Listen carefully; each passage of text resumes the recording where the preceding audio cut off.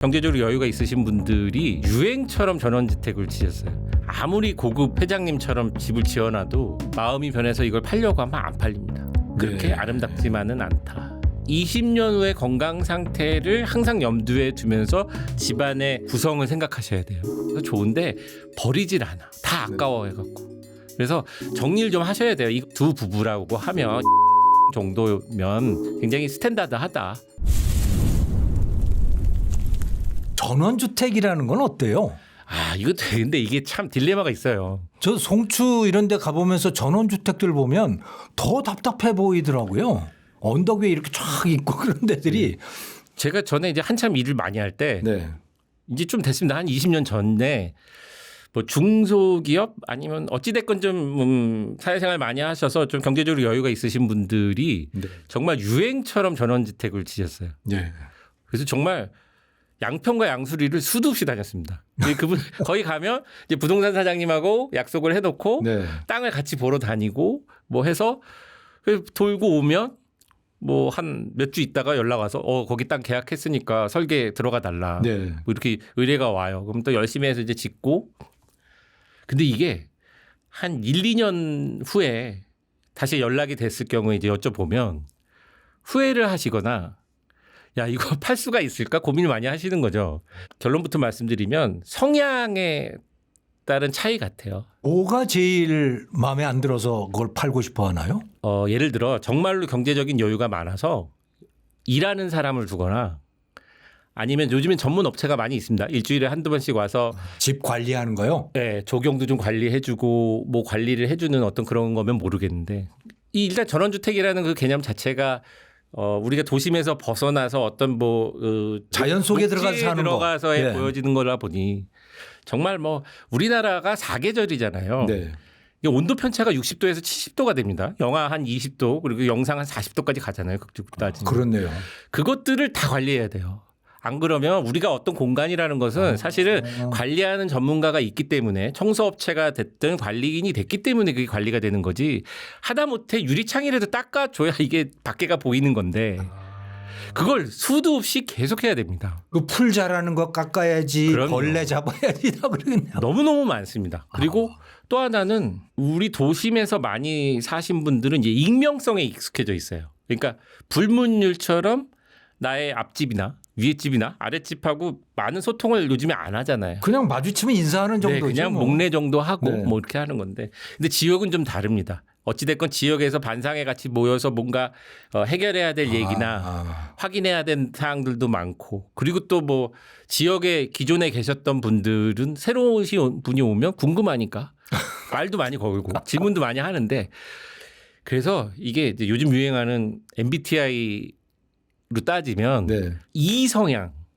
I가 아닌 외향적인 내성적이지 않고 외향적이고 실제로 그리고 또 집에 이런 여러 가지 구성 요소들을 관리하고 하는 것들도 거의 뭐 자기가 망치 들고 장비 같은 거 갖고 막 직접 꾸미고 하는 거를 정말 좋아하시면 아주 좋죠. 저는 안 되겠는데. 저도 자신이 없습니다. 근데 이제 약간 극단적으로 말씀드리긴 했습니다만 생각했던 것처럼 아름답지 않다. 결론은. 그래서 이게 그것도 역시 마찬가지예요. 제가 아까 말씀드린 것처럼 3기. 그러니까 한 60부터 75세 정도까지는 나쁘지 않을 것 같아요. 이게 잘 맞으면. 근데 그 이후는 너무 위험한 상황이죠.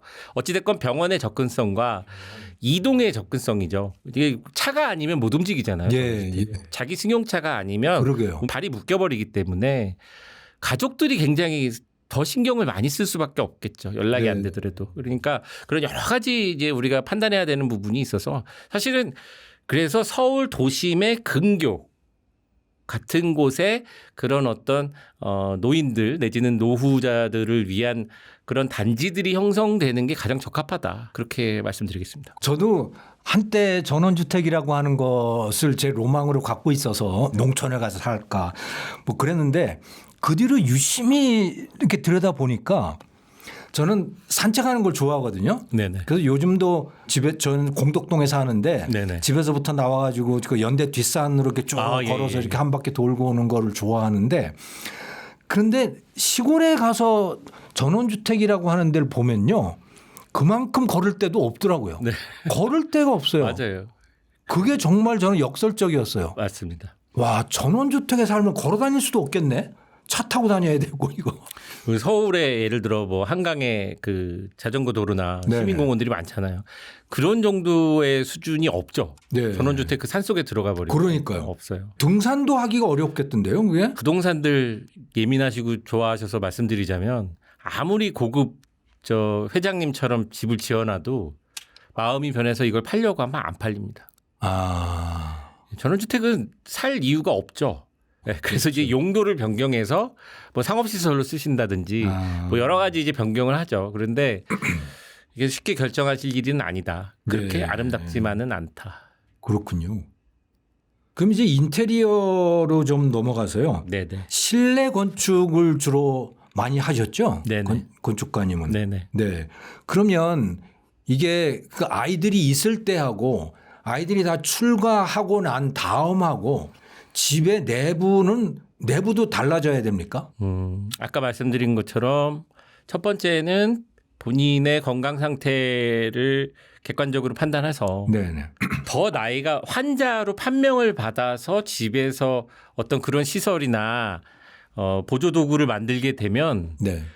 기분도 좋지 않고 네. 본인이 환자가 됐기 때문에 그리고 모양새도 좋지 않습니다. 네네. 그래서 아이들이 출가하고 차근차근 자신의 20년 후를 20년 후의 건강 상태를 항상 염두에 두면서 집안의 구성을 생각하셔야 돼요. 예. 우리가 젊었을 때는 일단 취향이 확고하고 자기 네. 스타일이 부부가 아이들을 키우고 뭐 이러다 보니까 뭐 손님이 와도 보여지기 위한 어떤 여러 가지 부분이었다면 나이를 먹고 나면 일단은 두 부부가 있으면 젊은 사람들이 도와주지 않잖아요, 자식들이. 그러면 일단은 뭔가 하는 데 있어서 다 편해야 되는 거예요. 예.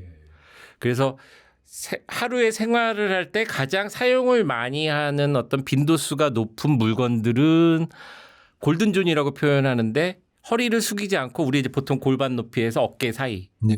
허리를 숙이지 않고 넣었다 뺐다 할 수 있는 곳에 다 위치를 시키는 정리부터 하시는 게 좋고 예. 그러니까 쉽게 얘기해서 막 자주 쓰는 건데 아무 생각 없이 저 싱크대 안쪽 허리를 막 숙이게 되고 뭘 하는 것들을 가능한 한 빈도수를 줄여야 된다는 거죠. 이게 관절의 문제가 아니고 저는 이 얘기를 많이 드리는데 나이가 드신 분들은 허리를 숙이는 그러니까 머리가 혈압 문제예요.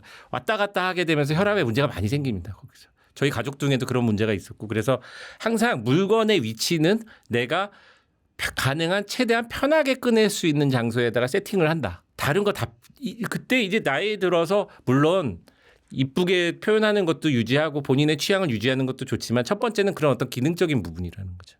가슴 위쪽으로 뭔가를 딱 만들어 놔야겠네, 웬만하면. 가슴이가 아니라 허리에서 가슴 사이. 허리에서 제일 가슴 편하게. 사이요? 네. 네. 하다못해 소파에서 TV를 볼 때 TV 리모컨의 위치가 편한 데 놔지잖아요. 네네. 가장 빈도수가 높은. 그런 식으로 내가 가장 많이 사용하는 게 뭔가를 쭉 적어보시는 거예요. 그렇군요. 특히 주방에서 할 때 또 자주 쓰거나 뭐 이런 것들을 그러니까 그릇이나 물건들도 이제 많을 필요가 없잖아요. 네네. 그 1년에 한두 번 오는 애들을 위해서 그 평생 우리가 이제 짐을 진짜 정리를 안 해요. 너무 짐이 많아요. 우리가 근면성실하고 뭐 이게 다 좋은데 정도 많고 뭐 해서 좋은데 버리질 않아. 다 아까워해갖고. 그래서 정리를 좀 하셔야 돼요. 이거는 몸으로 따지면 군살, 지방 덩어리를 좀 없애는 거예요. 본인의 살림을 이제 다 없애고 다 데이터화 해놓으셔도 되고. 그래서 최대한 효율적인 공간 구성을 하면 사실 아까 처음에 말씀하신 것처럼 몇 평이 넓어서 큰 평수가 나이 먹어서 큰 평수가 좋냐 싫으냐 이 문제를 따지기도 전에 이것도 데이터에 있는 얘기를 말씀드리자면 영국에서 한 연구인데 한 사람이 나이를 먹어서도 가장 쾌적하다고 느낄 수 있는 그 면적의 공간은 11평입니다. 그러니까 두 사람은 22평이 될 텐데 우리가 이제 대략 한 25평 정도면 그닥 불편할 거 없이 왜냐하면 그걸 본인들이 관리한다라는 전제 하에서예요. 그러면 전용 면적 25.7 이건 적당한 거네요. 아주 적당하다고 볼 수 있죠. 데이터상으로는. 그렇군요. 제가 이거 진짜 말 조심해야 되는 게 뭐 어디 가서 이런 아까 말씀드린 것처럼 이렇게 하면 뭐 너나 그런 데서 살아. 나는 젊었을 때 고생을 많이 해서 나는 100평짜리 집에서 살아도 좁아. 뭐 막 이렇게 얘기하시는 분이 있는데 이게 그 얘기가 아니고 네. 누군가가 관리해주면 재벌 회장님들처럼 뭐 비행기 타고 다니고 뭐 하는 사람들 지금 그 얘기를 하는 게 아니고 이제 우리가 일반적인 내가 내 방과 내 집을 청소하고 관리할 수 있는 선에서의 대화들이죠. 우리가 지금 얘기하는 것들은. 그랬을 때 누가 도와주지 않는다는 전제하에서 보면 한 사람당 11평 정도가 불편함 없이 좁다거나 불편함 없이 느낄 수 있는 면적이라고 해요. 그러면 이제 두 부부라고 하면 25평 정도면 굉장히 스탠다드하다. 이런 어떤 연구에 의해서 나온 데이터가 있으니까 이런 것들도 한번 관심을 갖고 검색도 해보시고 하면서 본인들의 어떤 그 거주 상태, 공간에 대한 것들을 좀 객관적으로 판단해 보시는 것도 재미도 있고 그렇겠네요. 예, 그렇게 하실 수 있을 것 같아요. 예. 저는 제가 그 지금 살고 있는 집에 들어간 게 2012년 고 무렵인데 14년 전이시네요. 예, 14년 전. 그런데 한 2, 3년 전부터 뭐가 자꾸 고장이 나요. 수도 그 관련된 것도 뭐 고장이 나고 뭐가 떨어지기도 하고 그러더라고요. 그래서 아 이거 인테리어 이게 새로 해야 되나 좀 낡기도 했어요. 네. 분위기도 좀 칙칙하고 그래서 그런데 그 인테리어 업체에다가 맡기려고 해도 어떻게 해야 될지 모르겠어요. 엄두도 안 나요. 뭐 어떻게 해야 됩니까? 그럼 어려운 문제입니다. 이걸 말씀드릴 수 있어요. 네. 뭐냐면 계속 또 반복되는 얘기인데 우리가 이제 집에 대해서 관심이 없었어요. 네. 그러니까 지금 말씀하신 것처럼 어떤 계기가 생겨요. 갑자기 네. 이슈가 생깁니다. 뭐가 문제가 생기든 뭐 하다못해 뭐 임대를 주려고 그래도 나 혼자 살 때는 오래된 내 집이니까 막 그냥 살았는데 네. 뭐가 어디 뜯기고 뭐 문이 뭐 잘 닫히지 않아도 그냥 내 집이니까 아무 생각 나중에 해야지 이러다가 뭐 임대를 저기 하더라도 하고 손을 보게 되는 네. 이슈가 생겼을 때 갑자기 이제 그때 가갖고 막 사진들을 봐요. 왜 사진을 보는지 저는 모르겠다는 거예요. 사진들 보지 마시라는 거죠, 저는. 그러면요 어떻게 해요? 아니, SNS에서 왜 그 이쁘게 촬영되고 연출된 사진들을 먼저 보지 마시고 네. 아까도 말씀드린 것처럼 우리가 수납을 해야 되는 나의 살림이 도대체 얼만큼의 양인가. 그리고 내가 제일 많이 있는 공간, 앉아 있는 공간은 어디고 누워 있는 공간은 어디고 이게 과연 내가 좋아서 이렇게 생활을 했었나?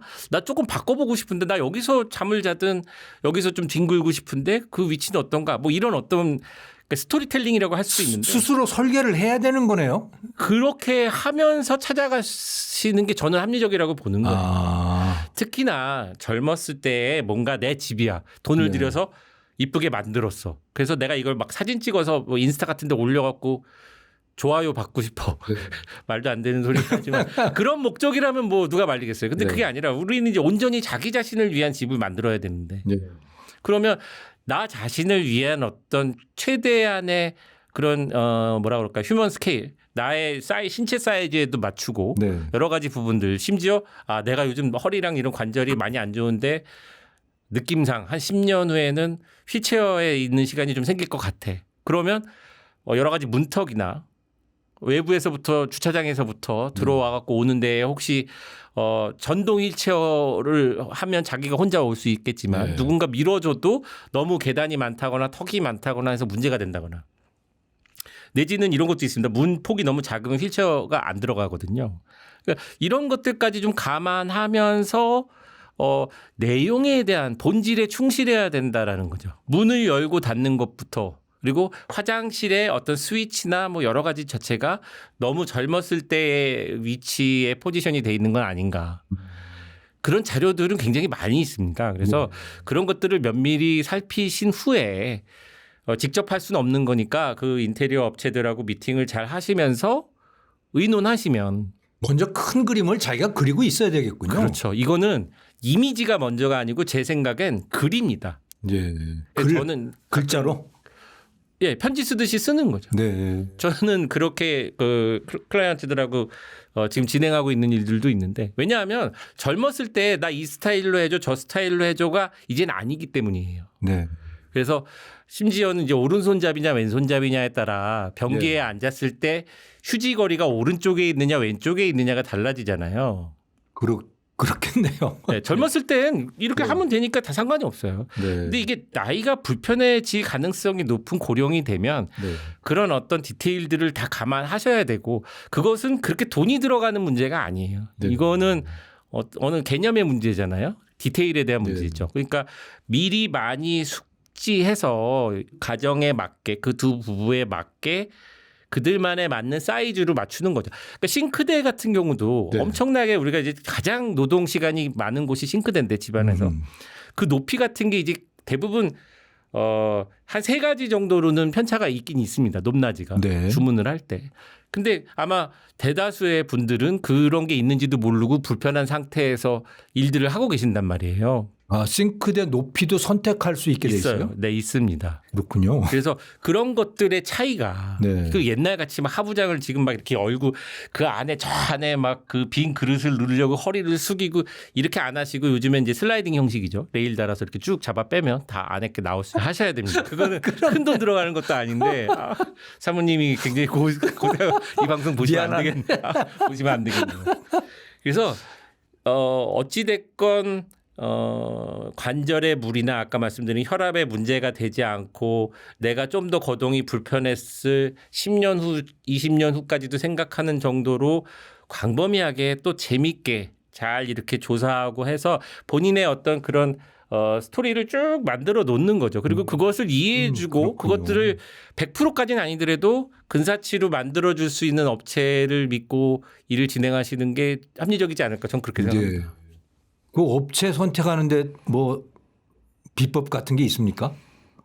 그것까지는 제가 건축가님 찾아내면 될까요?